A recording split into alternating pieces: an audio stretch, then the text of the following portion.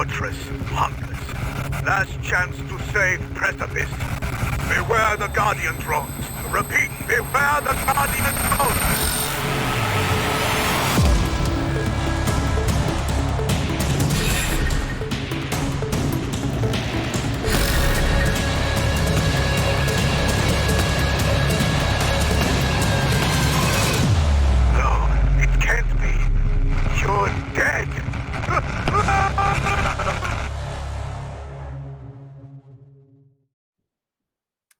Wow.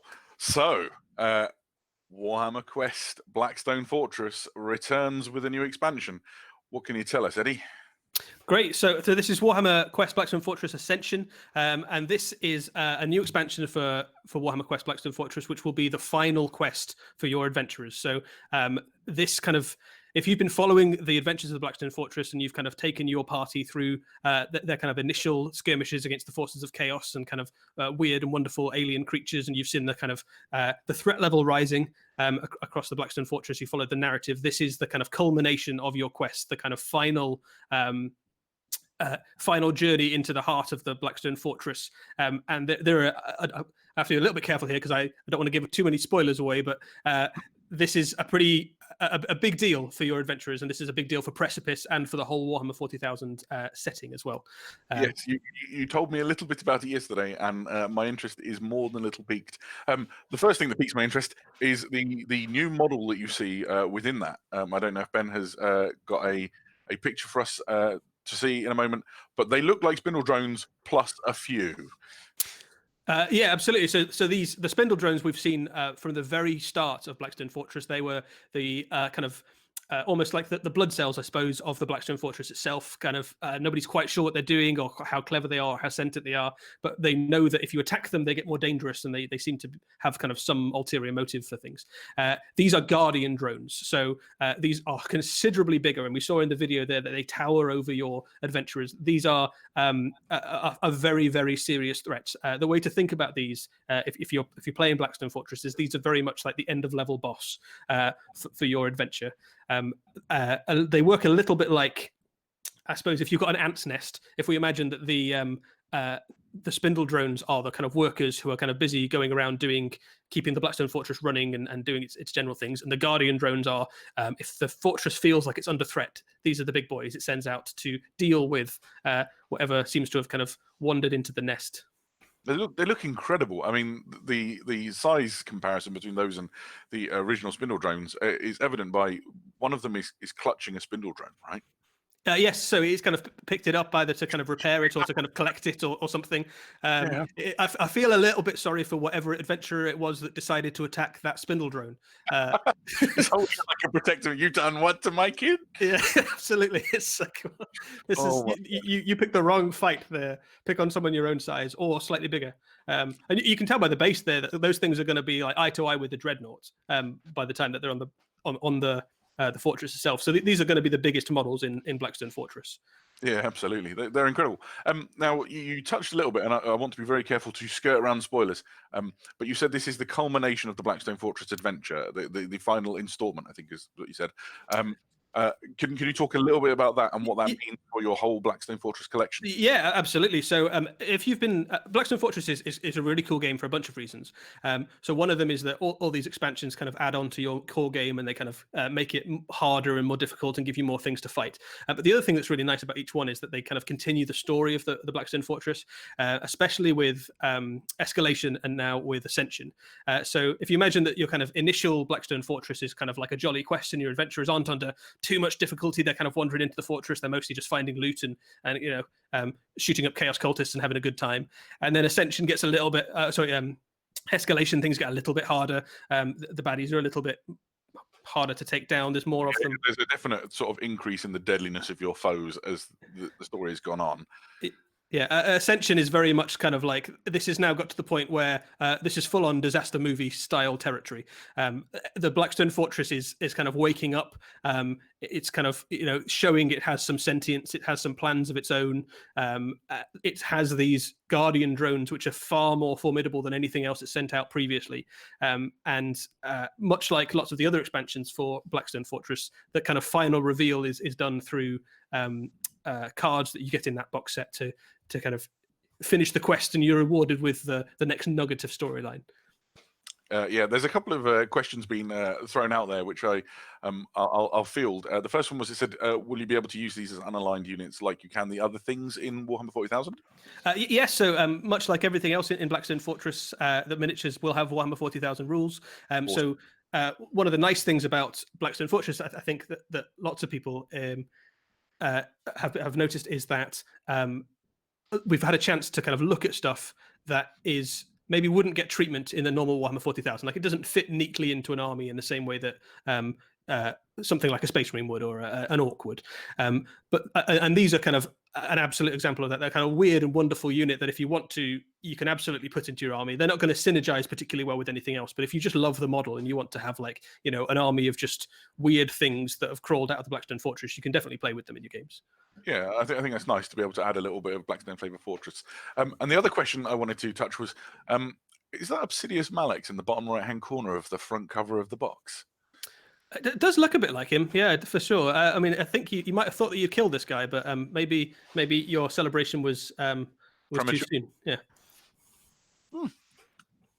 That sounds great. So, what's your favourite Blackstone Fortress experience been up to now, Eddie? Have you dabbled in the Blackstone Fortress much? I have. I've done a few adventures in the Blackstone. So I think I played quite a lot, kind of the first few weeks after it came out, and I've managed to play with a few of the expansions as well. I think that the nice thing is that all the adventurers in Blackstone, for those of you who haven't played, all feel very unique, but all kind of cool, and they play very differently. So I'm a big fan of the robot automata, who has a pretty cool backstory of his own. I try not to spoil too much, but he's got some. The story behind him is kind of absolute ancient canon sort of thing from Warhammer 40,000. But there's also the deep lore of the Dark Millennium. He's the guy for you. Yeah, so I like him a lot. I also really like the Rattling twins. They play in a very different way, but they're very fun. How about yourself? Have you got a favorite adventurer? So my favorite adventure is easy. It's all about the Kroot. I loved it from the moment I saw it. I quite enjoyed painting Kroot in the past. My favorite Blackstone Fortress moment does not involve me, however. There's a group in the Warhammer community team who are very, very keen on playing the game. And they've been on the Twitch stream, and it was an absolute riot. 10 out of 10 would recommend. The entire Twitch back catalogue, our sort of library of shows, is available for free to watch at the moment while we're going through this Corona situation. And you can go and check that out when you're done here. And it's just great entertainment watching people who love the game so much play it with the craziest sort of fifth player imaginable. I would recommend that. Right, so I guess we've covered this off. I believe Ben Bailey is racking up for the next reveal.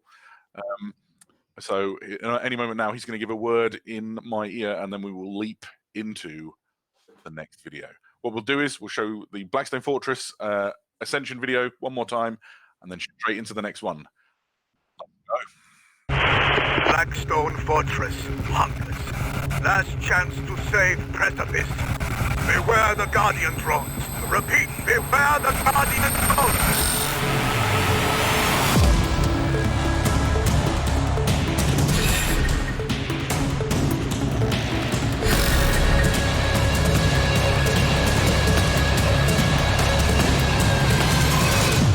No, it can't be. You're dead. You've come back to my face. I'm still Adam Choke, and I'm still joined now by Eddie Eccles. Our next reveal doesn't have a video, but it does have something very cool if you like the Horus Heresy. Cast your mind back, if you would, Eddie Eccles, to the very first Horus Heresy book released in the series by Forge World, which dealt with the battles on Istvan 3. Anybody stands out as somebody who hasn't got a model yet? Well, we've seen a lot of the bad guys at Istvan 3, but I think the thing that's been missing so far is any of their loyalists that stood up, the kind of first loyalists to stand against the traitors in the time of the Horus Heresy. Yes, I'm excited to say that today we get to reveal, in my opinion, the greatest non-Primarch to come out of the Astartes legions, Saul Tarvitz. Let us see what we got, Ben. Boom. As if I'm honest, this guy is my homeboy. he goes right back to the very, very earliest references about the Horus Heresy ever being a thing. Sultavis is the captain of the Emperor's Children, who does an incredible job of rallying the loyalist forces on Istvan III when Horus sets into progress his machinations to wipe out the loyalists to the Emperor. He's a line captain of the Emperor's Children, and he's just a normal captain, and there he is leading armies against Primarchs. Three Primarchs. Yeah. Yeah, So, I think anybody who's familiar with the Black Library novels as well, kind of started, I suppose, the recent resurgence in interest in the Horus Heresy, will be very familiar with this guy. He's one of the main characters, the main kind of loyalist protagonists in the first 3 books of the Horus Heresy novel series, and I think certainly conspicuous by his absence from the miniature range up until this point. And I think people were obviously very keen to include him. He's actually had rules since the very first book for the Horus Heresy. Yes, yeah, and speaking of his rules, he's a solid leader for your troops. But it's interesting how absolutely outclassed he is by one of the Primarchs, were they to get their hands on him. But if you're looking for something to build your Emperor's Children Legion around, then Saul is a great option. Essentially, he opens up this potential, doesn't he?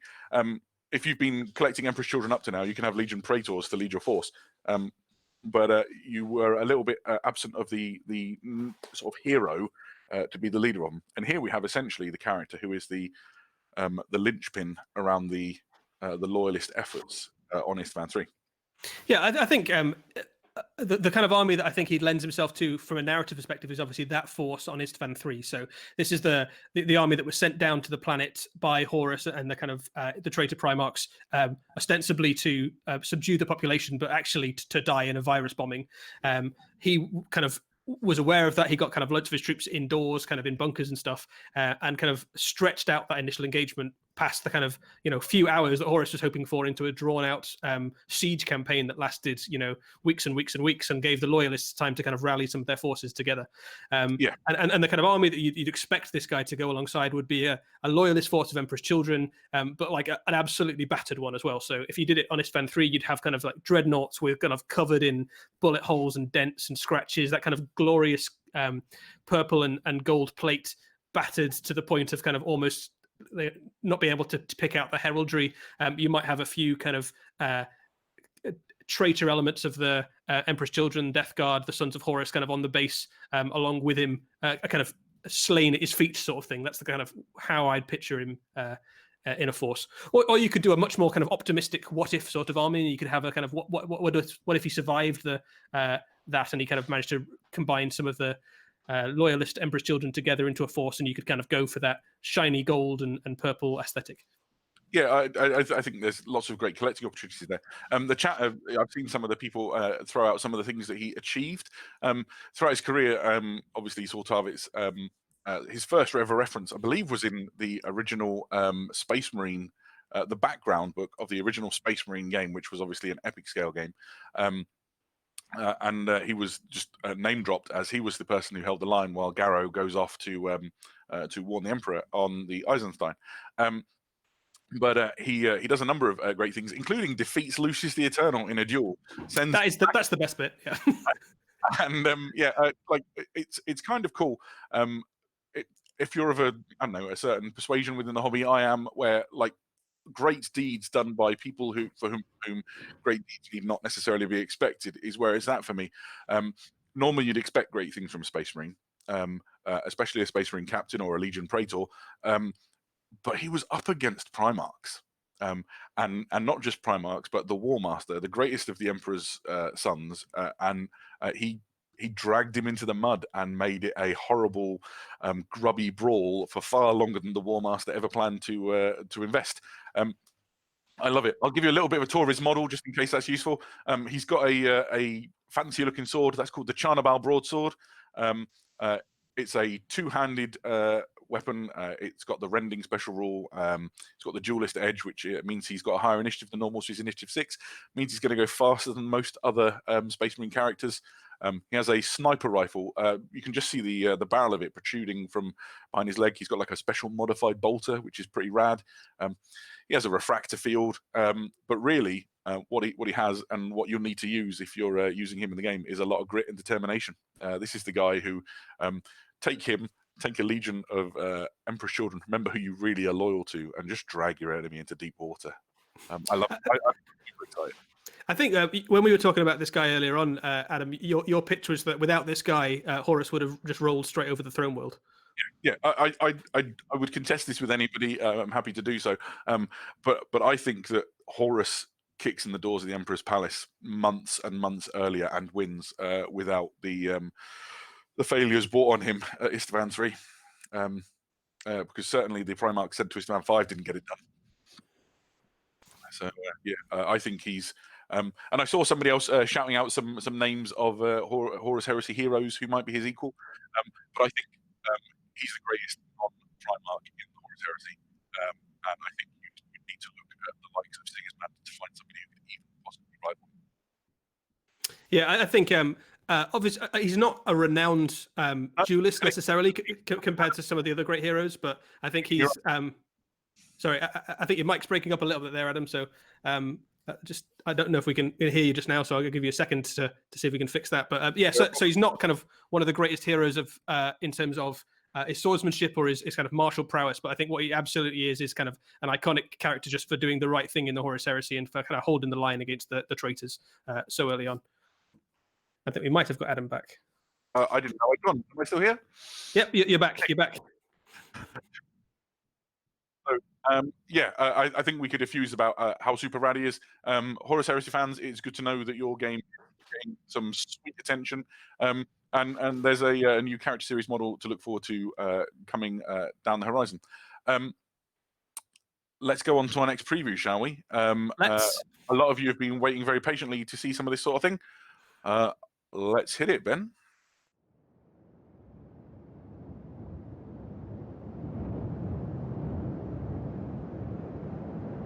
A great silence has fallen.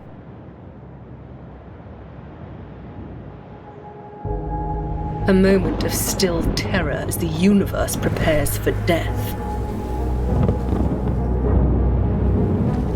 Our darkest hour grows ever darker. And in the battle ahead, there will be no blood to mark our passing.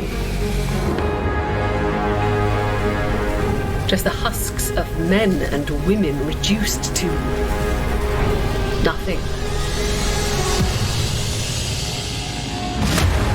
We must marshal what strength remains. We must trust in the armor of faith.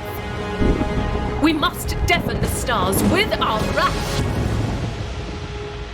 Lest we fail, and humanity falls to a final silence.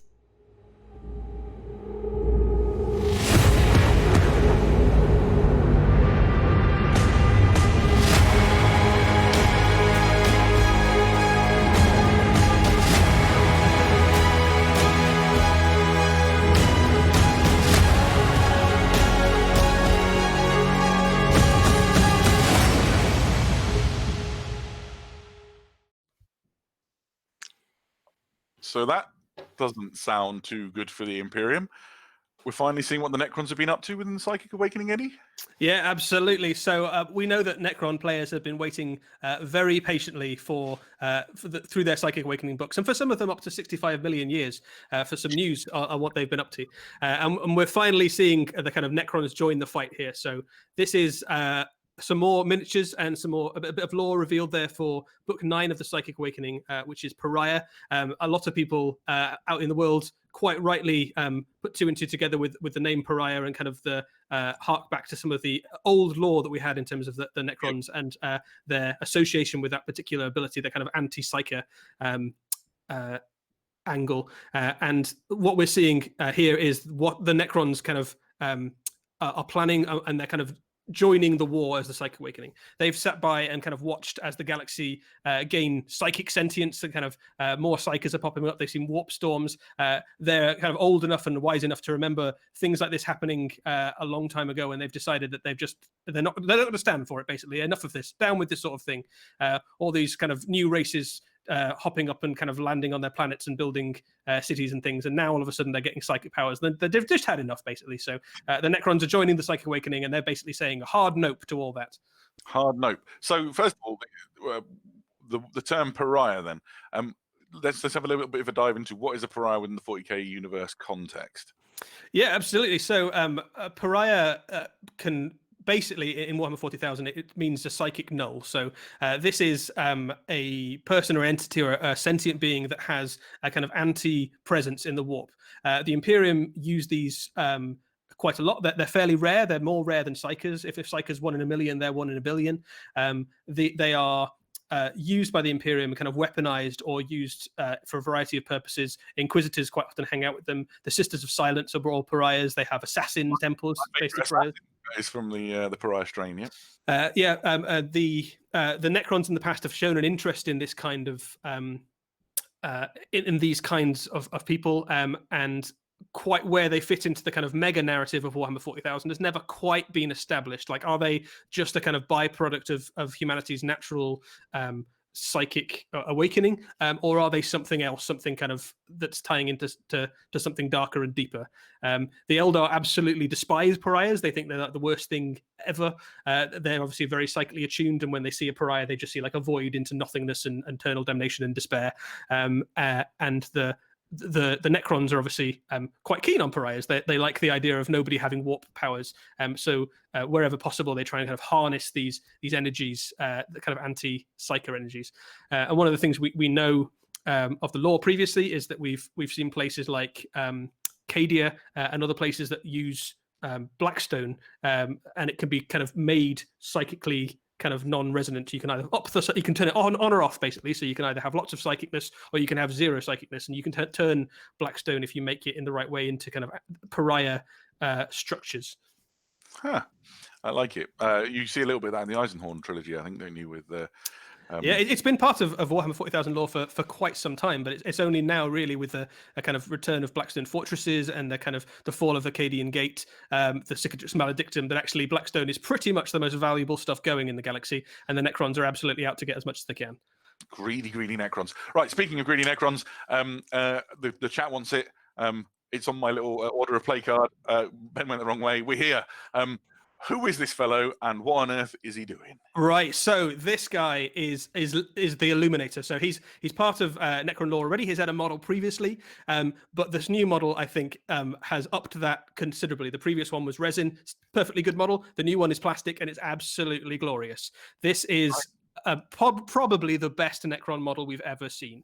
It's a character model. It's a big character model. You can see by the base there, he's on a dreadnought base, and he is kind of extracting the soul stuff, the matter from that human, and he is the kind of Illuminator. He's kind of this weird experimenter scientist kind of guy, and he is leading the Necron efforts to kind of understand the Psychic Awakening and to kind of put into play their own plans to counter it. And what he's basically doing there in that particular scene is kind of stripping the life energy, essence, and matter from a hapless Imperial, possibly psycho by the look of it. Or something, yeah, who knows? Yeah. Whoever he is, he's not going to be that for much longer. In front of the Luminor is just incredible. Mind-blowing model. Really important in terms of the lore of Warhammer 40,000 as well, I take it. Yes, so this guy is kind of leading the Necron effort to counter the Psychic Awakening. So what we've seen throughout the Psychic Awakening, right from book 1 up until now, is that lots of the big players of Warhammer 40,000 have returned, basically. So we've had Phoenix Lords, we've had Mephiston, Lord of Death, we've had Ghazghkull Thraka.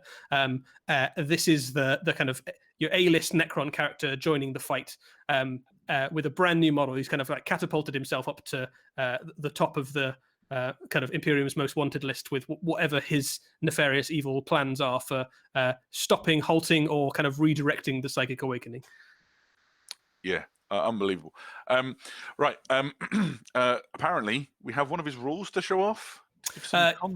Yeah, absolutely. So Empiric Overcharger is one of his rules. So this is a kind of taste of how the Necrons are going to try and counter some of the kind of Psychic Awakening. So if you're a Psyker within 9, and you have a Perils of the Warp. It happens on any double rather than a double 1 or a double 6. So what this basically means is if you get this guy in amongst your enemy and they are a Psyker-based force, they are going to find it very, very difficult to cast any kind of psychic power. 1 in 6 of those powers are going to result in them taking mortal wounds. And the way that this works, if we can jump back to the model for a second, you can actually see the Empiric Overcharger on his shoulder is a piece of Noctilith, which is the same stuff that is Blackstone. So the Necrons have started to kind of weaponize their Blackstone deposits, their holdings, and turn them into tools that they can use against Psykers. And this might be the shape of things to come. He's not good for your space wizards at all. I love it. Very much not good. My Thousand Sons very much not looking forward to fighting this guy. Yeah. It's a shame I've got nine librarians in my Dark Angels army. Okay. We've come a long way with the design of the Necrons. What's it been like for you seeing the direction they've taken? Yeah, so I think while this is obviously like a brand new miniature and a kind of something that we haven't really seen before for the Necrons, there is lots of aesthetics on this model that do hark back to the range as it exists today. So you can see things like the legs on that guy are very reminiscent of things like the Triarch Stalker. You can kind of see the same aesthetic applied to this on a smaller scale as you've seen to kind of some of the larger vehicles the Necrons have. You can see the kind of single optic on the Necron guy there is very reminiscent of some of the Necron heavy units, those ones that are kind of either kind of elite snipers or the ones manning the various Necron weaponry and stuff. And his scythe, this kind of weapon there, looks again like your kind of upscaled and more deadly version of the things carried by Lich Guard and Praetorians and things like that. So he's basically taken what we know to be Necrons and turned it up to 11. I love it. Yeah, okay. The other, I guess, protagonist we saw in that video is the Inquisitor that was introduced in the very first Psychic Awakening teaser way back when. It feels like an age ago. Inquisitor Draxus. What do we know about her, Eddie? Yeah, so Inquisitor Draxus is a very interesting character, and I think a very different sort of character than the other ones we've seen for the Psychic Awakening. So Inquisitors are obviously been part of Warhammer 40,000 for ages, and each one of them is very unique and very individual. We saw in the Gathering Storm the return of Greyfax, a kind of Order Hereticus Inquisitor, very kind of that order. This is an Ordo Xenos Inquisitor, and it kind of, you only have to look at the model, kind of understand the lore a little bit to see that this is a radical Inquisitor. So we can see that she has kind of Xenos. Yeah, you don't mean radical as in like surfing? No. So radical as in perhaps not following the Imperium's usual standard on the use of alien weaponry and technology. So Ordo Xenos Inquisitors are expert alien hunters, trackers, killers. They kind of everybody in the Inquisition is kind of on some end of the spectrum in terms of whether they're like use the weapons of the enemy against them or absolutely not. And we can quite clearly see that she's definitely in the camp of use the weapons of the enemy against them. She's got a shuriken catapult there. We can see that's kind of been purified and kind of purity seal stamped on it. She's got a kind of Xenos dragon beast on her shoulder. Do you know what it is? I don't know what it is actually. I'm not quite sure. So we'll come back to that. Maybe I can illuminate us a little. Okay. I don't want to steal your thunder. Go on. No, it's fine. You can see that there's the skull of a Xenos beast. It looks like a clawed fiend to me on her shoulder. And then the armor she has is power armor, but it's very different from the standard power armor that we've seen on Space Marines, and again different from the power armor that we've seen on Sisters of Battle of the Adeptus Sororitas. So a very interesting model, and one that kind of hints at a much larger world of the Imperium than maybe the battlefield world that we always see. That kind of very unique, bespoke aesthetic for the Inquisitor, and a beautiful model as well. Like it's again one that I think we'll see painted up in a variety of interesting and exciting ways. Yeah, I think you've hit on a couple of things. The first is that I want to touch on is one of my favorite bits of all of Warhammer 40,000 lore. Like for me, it's right up there, is the nature of the Inquisition and the way that it has this tremendous oversight over the Imperium of Man. It roots out heresy, it stops recidivism, it prevents, like very real and serious threats. But the Inquisitors become like unusual in their nature, as they go about these dark missions, and often they end up treading the line of radicalism. And the way that's been brought to life in this model, the first time we saw her in the Psychic Awakening videos, she was like conversing with an Eldari. I think it was a Harlequin in the video. Yeah, that's right. Yep. And so there's obviously she's obviously walked a path that has enabled her to have some friends in, if not high, certainly far-flung places, and that she's carrying openly the shuriken catapult is quite an interesting look. I guess one of very few people in the Imperium that could get away with it, I guess, is the answer for that. Well, about the only people who could get away with it, really. So Inquisitors obviously have the right, the kind of emperor-given right to decide what is necessary, and the only people who can really hold them to account are other Inquisitors. Yeah. And the other thing is, you mentioned the dragon-looking thing. I'm going to pronounce it wrong, possibly. I think it's a wyverack, like that sounds cool to me. I'm down with that. Wyvern at the front, and it is called Shang. So essentially, she has her own familiar. And you saw that in the video. It was like on a perch in the very first one. Maybe guys, if you want to see sort of that, I remember the Warhammer video team, Warhammer TV team, working very carefully to make sure that sort of she was portrayed in her civilian, non-directly militant apparel. And then here you see her like readily garbed for war. But it's interesting that Shang goes with her. She's also got like a really cool downsized power fist. There's something really neat about the Inquisition just being able to like pull all the strings and get all the best gear, because their word is absolute. They essentially speak with the authority of the Emperor, and so she's pulled the strings to get her a super rad looking like mini power fist with Shang perched on it, and you can just see in the picture on the right she's got like a tilting plate like some of the Space Marines wear, or like a knight in the medieval times would wear, and that's got her the seal of her authority on it. I love it. As a obsessive Inquisition fan, this absolutely floats my boat. I'm mindful of the time. We have to get ready to move along to our next segment. Before we do, Eddie, if you had to pick a favourite, Xeris or Draxus, who's your pick? So it's very hard to pick. They're both beautiful models, but I think probably Necrons have been waiting a very long time for miniatures. It's really nice to see a new one. So I'm going to go with Xeris. Illuminator Xeris is nice. Well, my pick.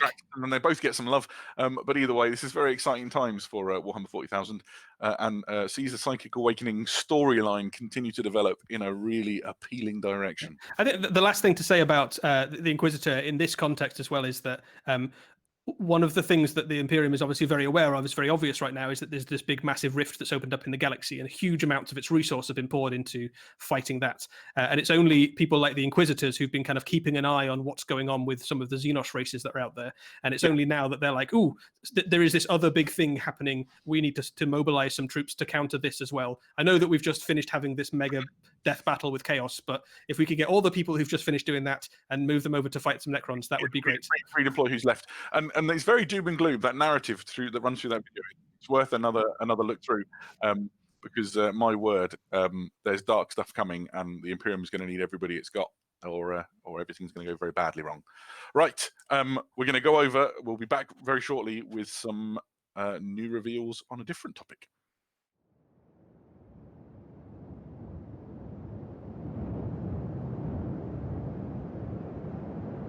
A great silence has fallen.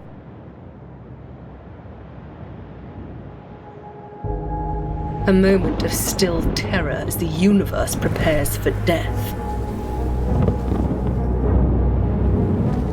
Our darkest hour grows ever darker. And in the battle ahead, there will be no blood to mark our passing. Just the husks of men and women reduced to nothing. We must marshal what strength remains. We must trust in the armor of faith. We must deafen the stars with our wrath. Lest we fail, and humanity falls to a final silence.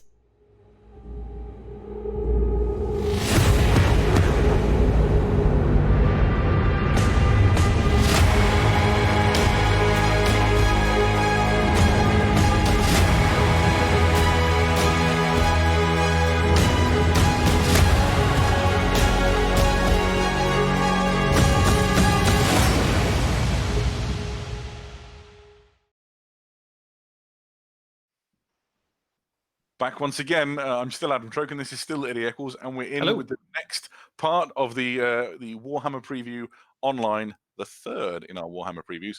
And we have a little bit of news from Warhammer Storyforge with some media offerings. Eddie, do you know what you're going to see, or is this all new for you? I know a little bit about what I'm going to see, but I think you probably have a little bit more knowledge on some of this stuff than I do. I'm just ready here to be excited for you. So previously we've had some awesome reveals in terms of stuff from Angels of Death. We saw an amazing trailer last week. Before then, we had Death's Hand, which was part of the Hammer and Bolter series. And we have a little tidbit from another episode from Hammer and Bolter in terms of some of the in-progress artwork that's going into that. Ben, can you bring it up and we'll talk our way through it? So the second episode that is under development for Hammer and Bolter is a story about Sisters of Battle. And here you see the main characters from that episode. Now, I'm lucky in that I've been involved in some of the things that Warhammer Storyforge has done. I've sat in on the script meetings and the read-throughs and things for Angels of Death, and I've had some view for Death's Hand. This one is completely new to me. Almost all I know about these is the names of the characters. Speaking of which, we've got like character plates for them. Let's bring them up and we can talk about them one at a time. And I can tell you what I know. So the story follows two Sisters of Battle. And the first one that you see here is Sister Agatha, who is a experienced hand. She's a senior sister, and you can see her there. She's looking awesome with her power sword and bolt gun. And she is the senior sister to the next one that you'll see come along, who is Sister Alina, and who is a little bit younger, a little bit more rash. And beyond the fact that it's a story featuring two Sisters of Battle, and that it was penned by George Mann, who is a mainstay around Black Library. He's well known for some of his audio dramas, I believe. He's done some things to do with the Raven Guard, and he's worked a lot in the industry outside of Black Library as well. That's all I got, Eddie.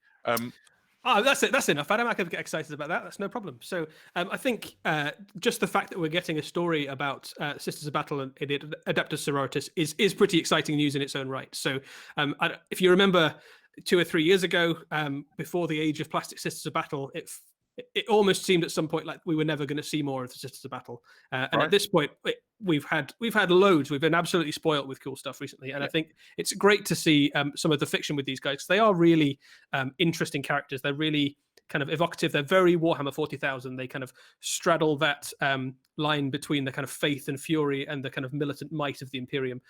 For me, they're one of those things that like encapsulates Warhammer 40,000 completely in the way that they are. Even the kind of formation of the Order was like a bureaucratic footnote in a weird Imperial kind of system. But as kind of warriors, as characters, that they're really interesting. They're very compelling.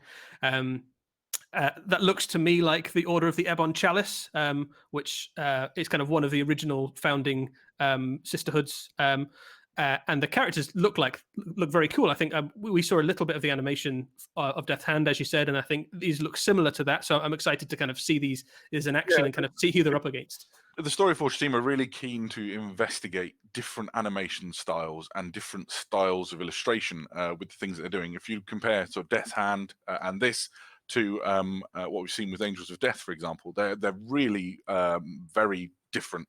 And I think that's quite nice because the Warhammer 40,000 universe and Warhammer Age of Sigmar to follow, I would hope, there's so much scope in there for different styles of story and character and tales to tell. I mean, if you compare, we did some animated shorts for Warhammer Adventures, which were really kid friendly and suited the nature of Warhammer Adventures, and then compare that to the bolters blazing, missing arms, and Genestealers swarming, and so on that you're going to see in Angels of Death. The Death's Hand is very bloody. I think you're seeing like the length and breadth of Warhammer 40,000 and what is possible to be told as stories within that world. I think Warhammer 40,000 has always lent itself well to just being this vast setting where like every type of story is available within Warhammer 40,000. You've got tales of heroism, you've got tales like of very dark tales, you've got some kind of uplifting, glorious tales, you've got kind of it's a whole galaxy. It's a literal galaxy of adventure, and I think every possible type of kind of science fiction and fantasy story could be told within there, from archetypes of kind of fantasy all the way through to kind of weird science fiction-esque sort of things, and everything in between in that very Warhammer sort of style. Yeah, I see a few questions popping up in the chat that I can probably answer off. The first one is, will Storyforge and Hammer and Bolter do any Age of Sigmar? Certainly, what the Storyforge team have announced thus far is that the first season of Hammer and Bolter will be a episodic, as in there'll be lots of episodes, all with a different storyline, all set within Warhammer 40,000. That'll be its first season. But I remember Andy Smiley, who's the head of the Storyforge team, saying at the LVO event earlier in the year that there were plans for them to explore Age of Sigmar in the future. So I think we're starting strongly with Warhammer 40,000. But I think we can expect to see the Mortal Realms getting their light in the sun. A fair comparison might be, I don't know if you've seen the series on Netflix, Love, Death, Robots, which is a number of very distinct stories. Each one has its own look and feel and tells its own story. And that's what you're going to get with Hammer and Bolter. Death's Hand is really grim. I've read through, been in a read through of the script with that, and then I've seen sort of the animatics up till now, and it's awesome and ultra violent, and I've every reason to believe that the sort of the tempo and the nature of the rest of Hammer and Bolter will match it in its style, but hopefully different animation styles. You see them exploring things very differently. Yeah. I think you said another thing there we know about this series so far that's kind of worth exploring, which is this was penned by George Mann. So I think for those of you who aren't that familiar with his work, he's done a lot of stuff for Warhammer 40,000. He's also kind of fairly well-respected fantasy novelist in his own right.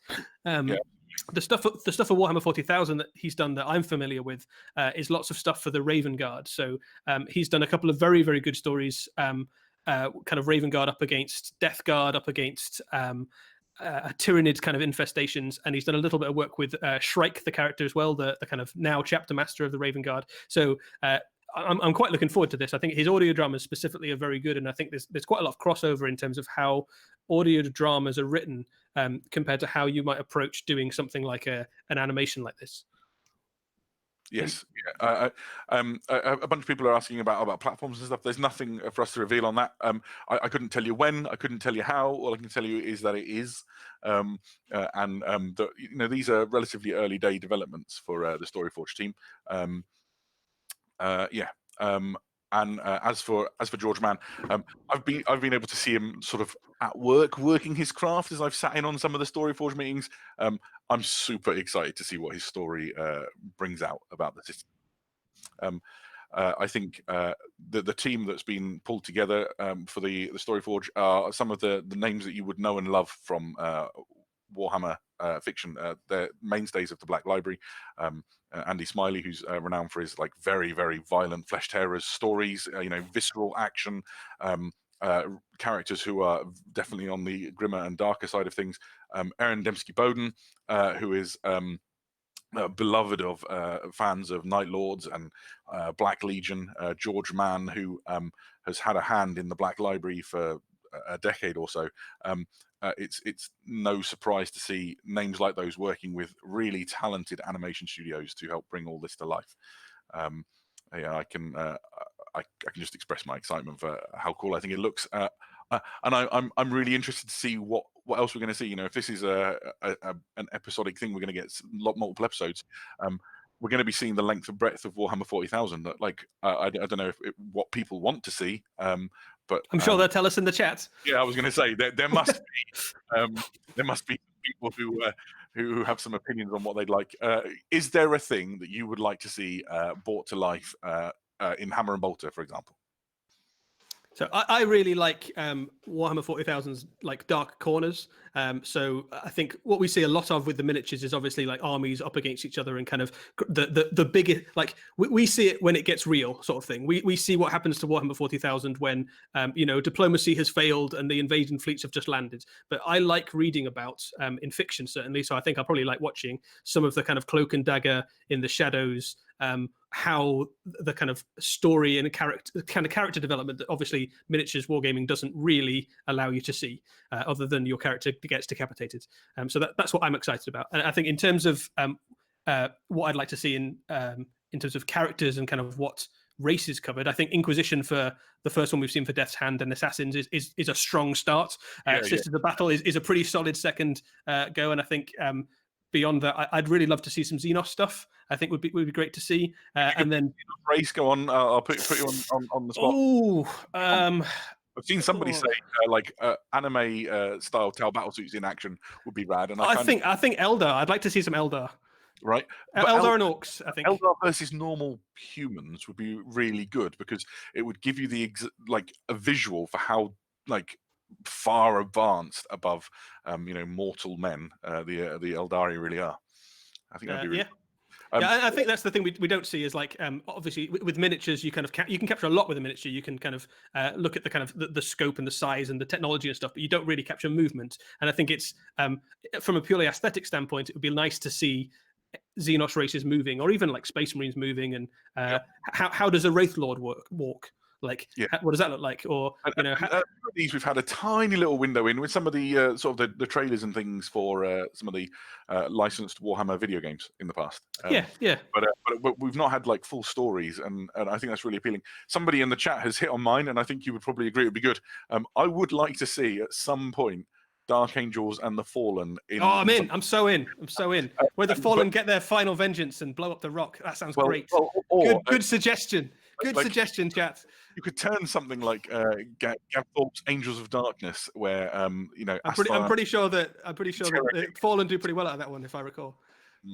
So there's a whole world out there to be explored, a universe, as it were. I can't wait. All right. We've got one more thing to show and share. I don't think we need to go away for this, do we? Should we just bring it straight on? We can bring it straight up. We bring it straight up. So here we go, Eddie.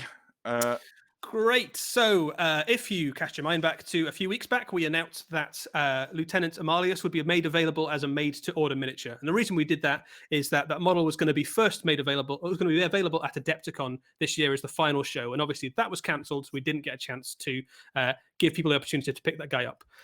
This miniature that we're looking at right now is a Librarian Terminator, and his debut, he was going to be an event model, was going to be at Adepticon. Again, that event didn't happen, so we don't want people to miss out on the chance to pick up this miniature. So what we're going to do is make him available from right now for 2 weeks as a made-to-order miniature. So you can go to the Games Workshop website. You can say, I'd like to get a copy of this miniature, please. And then once we're back up and running again, we'll make the miniature up to order and send him straight out to you. Awesome. So it's kind of nice that with events in sort of a weird place right now, that the opportunity to pick up what would have been an event exclusive model not only exists for the people who would have been able to attend those events, but for everybody in the world, basically. That's super good news. Yeah, and I think this is a model that obviously is very useful as well. Like a Librarian Terminator, I'm sure as a Space Marine player, you'll know your librarians generally, you want to keep them alive. It would be nice to have a way to get them into the battle where they need to be real fast. It would be nice if they were, a little bit better in combat. It's nice to have an extra big gun. This guy ticks all those boxes. And he's got a storm bolter on the back of his left wrist. He's going to be making all the other non-Grey Knight librarians proper jealous. Yeah, and it can be used, of course, by any of the Codex chapters, by Grey Knights and by the Death Watch as well. So quite a flexible miniature in terms of how you can apply him. He doesn't have any chapter-specific iconography, so it's a useful miniature to have for any kind of Space Marine collector. Absolutely. Is he the only thing that we should be getting excited about today, Eddie? So he isn't. We have another miniature which we are also going to make available. I've just been told that he's been made available right now alongside this brand new Sister of Battle miniature. So this is a model we have not seen before. She will also be available on a made-to-order basis for the next 2 weeks. This is a model we haven't seen, but those of you with a canny eye and a good memory will notice that this is a miniature that is based on an iconic piece of Sister of Battle artwork from the previous codex. Yeah, this is the so you will recognize this model if you know your Sisters of Battle art from the artwork of Codex Sister Battle that came out in 2013 as a digital codex. It was drawn by Anna Steinbauer, which is kind of neat because I think that was the first of our codex covers ever drawn by a lady. It's a fantastic likeness of that piece of art. If you go to the Warhammer community site and look at the article, you can see the model alongside the art to see just how faithfully the Warhammer studio team have captured really quite an iconic looking image and transferred that into what is an astonishing Citadel miniature. Yeah, I think one of the things that we got quite a lot last time round when we made the Lieutenant available as a made-to-order is obviously, for those of you who aren't familiar, the Games Workshop website has a free shipping threshold, which basically says if you spend more than £40 or your local equivalent, if you will ship it to your house for kind of no extra charge. And obviously, with the Lieutenant being the only miniature available, you weren't able to kind of spend that unless you wanted to pick up two. With both of these miniatures available as made-to-order at the same time, if you put them both in your basket and check out, your shipping is effectively free, which is kind of cool. Yeah, and I think it's important to note, like Games Workshop, like most of the world at this point, is kind of working under limited capabilities, and so this model won't be shipped for a while. So you've got 2 weeks, I believe, to put your order in. That's right. Yes. And we're looking to fulfill it later in the year. All the details for that will be on the product page, and you can probably find all of that and more on warhammercommunity.com if you want to sink your teeth into it. Eddie, are you going to get one or other of these? Oh, I'm probably going to get both. I might even get two of the Librarian, just because I've got at least two armies I can think that he fits right into. I'm definitely get the Sister as well. I think it's an interesting model, the Sister, because it's not a hero in quite the same way. I think lends itself very well to something like a squad leader or a kind of Celestine or something like that. So but the Terminator Librarian, I think I'm going to pick up just because it's a very useful miniature to have in a lot of Space Marine armies. The model is obviously very cool, but I think practically speaking, as a gamer, it's the best kit for a Librarian. And then the Sister one is just a really cool miniature, and I think, and again, just might get it to just have and to paint at some point. Yeah, I think I'm with you. If you look behind me, I've got my Sisters of Battle box, the army set that came out, and they're all still in there. So at some point, I'm going to want to do those up, and I think that the new Sister Battle miniature we just saw would be an awesome addition for that. And my Dark Angels army has 9 Librarians in, so so you need one more to complete the companies, right? To add at least one more. He'll be joining the ranks.